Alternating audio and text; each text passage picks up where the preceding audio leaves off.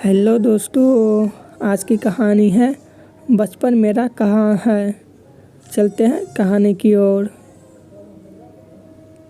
गौतम ने दवा की पुड़िया गले के नीचे उतार ली। असल तत्कार हुआ और गौतम स्टेज तक न सिर्फ पहुंचा बल्कि घंटों तक लगातार प्रदर्शन किया। मासूम समझ नहीं पाया कि वह पुड़िया दवा की नहीं, मनीषा और अतुल के लिए उनका बेटा गौतम पैसा उगाने की मशीन बन गया था। उन्हें अपने लालच और चाहतों के आगे गौतम का बचपन उससे छीन लिया था। काश उन्हें वक्त रहते एहसास हो जाता कि गौतम की मासूमियत छीन कर वे उसे गत में धकेल रहे हैं। सुबह अलार्म बजते ही अमीषा हड़बड़ा कर उठी। वह गौतम के कमरे की ओर भागी जो गहरी नींद में बेफिक्र से सो रहा था। उठो बेटा, मास्टर जी आते ही होंगे, अमीषा लाल जताती हुई बोली। राजा बेटा जल्दी से नहाकर तैयार होगा, फिर मास्टर जी से संगीत सीखेगा और फिर स्कूल जाएगा। सोने दो ना मम्मी, मुझे नींद आ रही है, गौतम अलसाई आवाज़ से बोला। नहीं मेरे बच्चे, मास्टर जी आते ही होंगे। कितनी मुसीबत से वे राजी हुई हैं। तुम्हें सिखाने को कितनी बड़ी सिफारिश लगवाई है। तुम्हारे पापा ने। अमीषा गौतम को बाथरूम की तरफ लगभग ढकलते हुए ले गई थी। थोड़ी ही देर में गौतम मास्टर जी के सामने था। उसकी आंखें में नींद भरी थी और चेहरे पर थकान साफ दिख रही थी। मास्टर जी हारमोनियम लेकर बैठ गए और आवाज़ साफ करते हुए बोले, आज मैं तुम्हें रंगत बारी के बारे में बताऊंगा। इस राग पर आधारित कई फिल्मी गाने हैं, जैसे सोल सम्राट मोहम्मद रफ़ी का गाया फिल्म बैजू बावरा का भजन। मास्टर जी तन्मयता से पढ़ा रहे थे, तभी उनका ध्यान गौतम पर पड़ा जो बैठे बैठे उघरे लगा था। कहाँ है तुम्हारा ध्यान? जैसे संगीत नहीं सीखा जाता। संगीत एक साधना है, तुम इसे गंभीरता से नहीं ले रहे हो। ऊंची आवाज़ सुनकर अमीषा और अतुल दोनों भागे आए। दोनों को एक साथ आते देख गौतम सहम गया। मास्टर जी का सताव जारी था। क्या हो गया है? बच्चियों को और इनके माँ बापों को संगीत सीखना है मगर त्याग नहीं करना है। शिखर तक पहुँचना है मगर बिना सीढ़ियों चढ़े। अमीषा गौतम को वॉश बेसिन तक ले गई और उसके चेहरे पर ठंडे पानी के छींटे डाले। थोड़ी देर में गौतम फिर से मास्टर जी के पास था। मास्टर जी ने सिर उगाए और गौतम को साथ साथ आलाप करने को कहा। इंटर स्कूल कंपटीशन में गौतम अपने स्कूल का प्रतिनिधित्व कर रहा था। बच्चों के साथ साथ उनके माता पिता व गुरुओं की पिछले एक महीने की मेहनत आज मंच पर सामने दिखाने वाली थी। नतीजा आते आते सबको एहसास हो गया था कि प्रथम पुरस्कार गौतम को ही मिलना है। तालियों की गड़गड़ाहट के बीच जब गौतम ने पुरस्कार लिया तो अमीषा के चेहरे पर चमक, मास्टर जी के चेहरे पर संतुष्टि और स्कूल के प्रिंसिपल के चेहरे पर गर्व के भाव थे। लगातार की गई मेहनत ने गौतम के भोले पर और मासूम चेहरे को मुरझा दिया था। इस जीत ने स्कूल में गौतम का, कॉलोनी में अमीषा का और दफ्तर में अतुल का कद बढ़ा दिया था। इस जीत के चर्चे स्थानीय अखबारों में भी थी और गौतम के साथ साथ पूरे परिवार का नाम छोटी मोटी सुर्खियों में आ गई। कुर्ती पार्टी में गौतम के साथ साथ अमीषा की भी भूरी भूरी प्रशंसा की गई। इतनी छोटा बच्चा तभी आगे आ सकता है जब उसकी परवरिश ठीक से की जाए। माँ बाप के परिश्रम और त्याग के बिना ऐसी सफलता के बारे में सोचना भी असंभव है। अमीषा मुस्कुराकर सारे अभिवादन स्वीकार कर ली थी कि किसी ने अखबार में छापा एक इतिहास सामने रख दी और कहा, टेलीविज़न की दुनिया का सबसे बड़ा कंपटीशन शिव संगम मुंबई में होने जा रहा है। इसमें फिल्मी दुनिया के नामी गिरामी संगीतकार जज होंगे।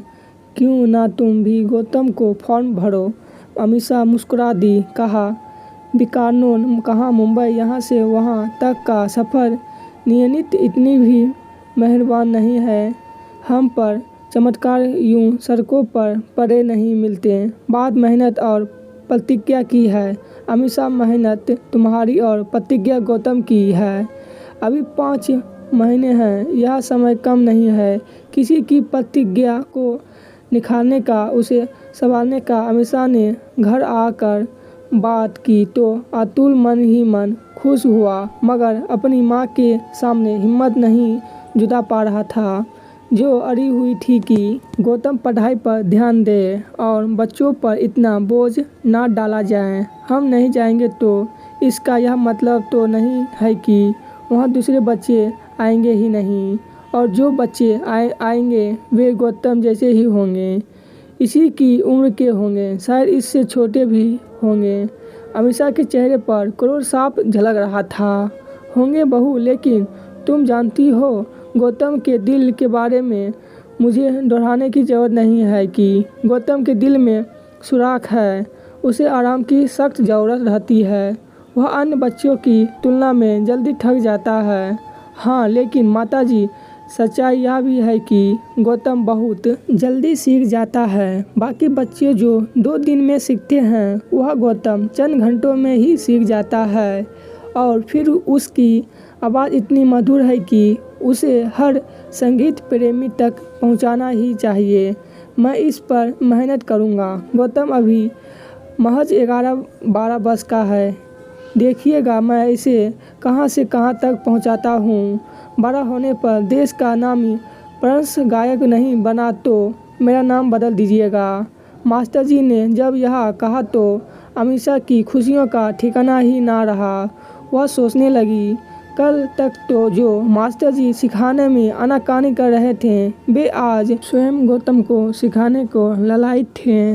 मास्टर जी ठीक कह रहे हैं माँ, अगर गौतम या अस्पर्धा जीत जाता है तो कुछ पैसे भी आएगा हमारे पास, फिर हम इसका इलाज दिल्ली, मुंबई, यहाँ तक कि विदेश में भी करवा सकते हैं। अतुल ने अंतिम दाव फेंका। मेरा मन नहीं मान रहा बेटा। माँ का मन भर आया था। हमारे पास ज़मीन जायदाद है, हम उसे बेचकर भी गौतम का इलाज करवा सकते हैं। गौतम मुंबई जा रहा है, यह फैसला लिया जा चुका है, अमीषा ने गुस्से से भर कर कहा। मुंबई पहुंचकर अमीषा चैनल के दफ्तर में गई, फॉर्म भरा और गौतम के गाने की एक सीडी दफ्तर को सौंपी। 1 हफ्ते के इंतजार के बाद गौतम को बुलाया गया। यह उसकी संगीत यात्रा के दूसरे पड़ाव के प्रथम चरण की ओर पहला कदम था। गौतम को 3 गाने दिए गए, तीनों ही उसने बिना किसी परेशानी या असमर्था से गा दिए। उसके मन पर असमर्था में आगे आने का कोई दबाव नहीं था और ना ही उसका हृदय था कि वह चुना जाए। सच्चाई तो यह थी कि वह वापस अपने शहर लौट जाने की इच्छा लिए गा रहा था। 2 महीने के बड़े गैप के बाद आयोजकों का पत्र आया और गौतम के चुने जाने की खबर चारों ओर फैल गई। अगले ही दिन लगभग 3 महीने के लंबे समय से लिए गौतम और अमीषा मुंबई की ओर चल पड़े। अमीषा और अतुल स्पष्ट थे कि गौतम पहली पंक्ति के 10 गायकों तक तो पहुंच ही जाएगा। शिव संगम का अंतिम पड़ाव आ चुका था और एक कांटे की स्पर्धा के बाद जो हुआ वह अमीषा और अतुल के मन में कमल के फूल की तरह खिल गया। गौतम स्पर्धा में विजयी हुआ था और शिव संगम के ताज से नवाजा गया था। सचमुच भारत और विश्व के कई देशों के समाचार पत्रों में उसकी तस्वीर और उस पर लेख छापे गए। इसकी तस्वीर के साथ अमीषा और अतुल की तस्वीरें भी समाचार पत्रों के मुख्य पृष्ठ पर छपी। रातों रात गौतम प्रसिद्ध के तीर्थ का ध्रुव तारा बन गया और उसके साथ अमीषा और अतुल भी चमकते हुए तारे बनकर आकाश पर छा गए। चैनल से हुए करार कर मुताबिक पूरे 1 साल के लिए गौतम को जगह जगह चैनल के लिए कार्यक्रम प्रस्तुत करने थे।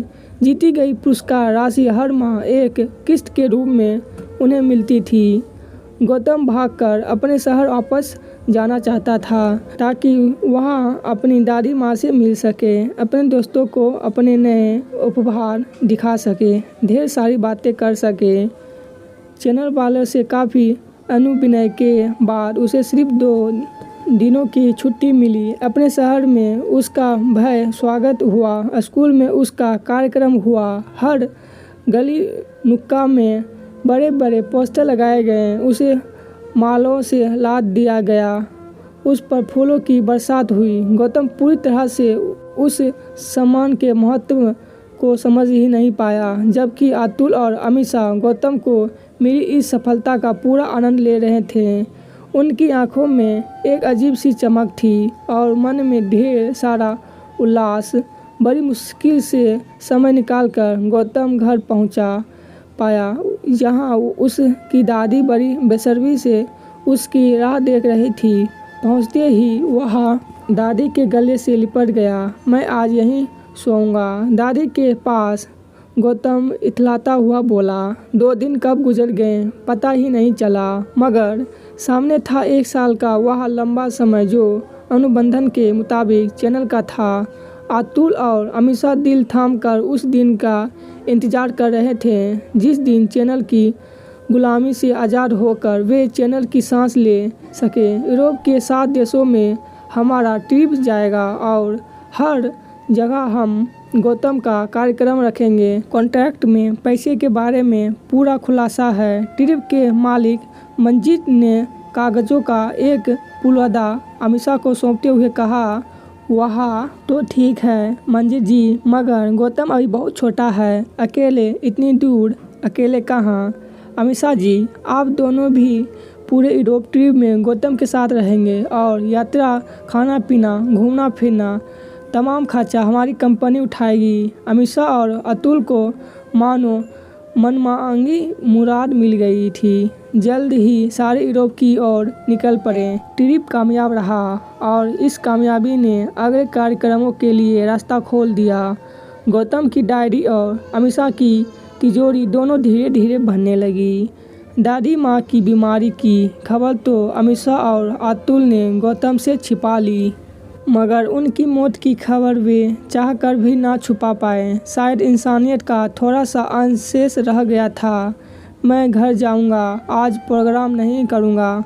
मम्मी प्लीज़, मुझे दादी को देखना है।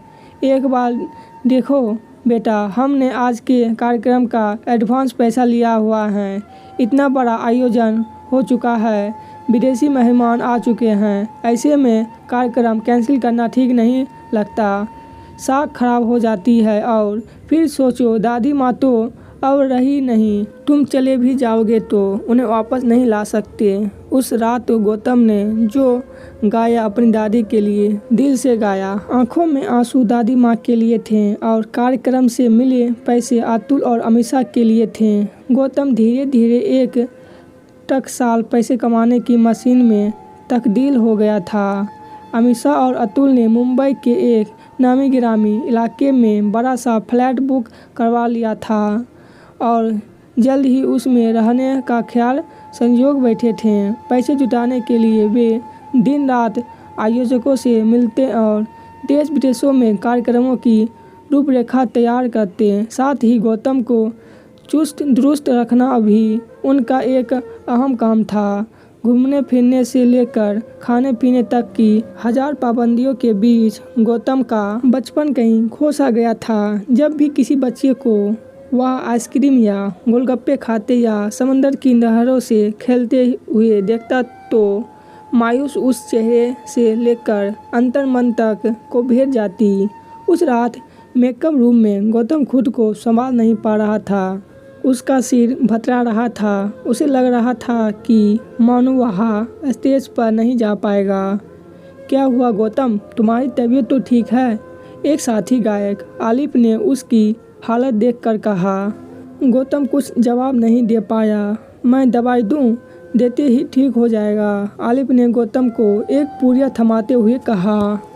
गौतम ने दवा की पुड़िया गले के नीचे उतार ली। असल तत्कार हुआ और गौतम स्टेज तक न सिर्फ पहुंचा बल्कि घंटों तक लगातार प्रदर्शन किया।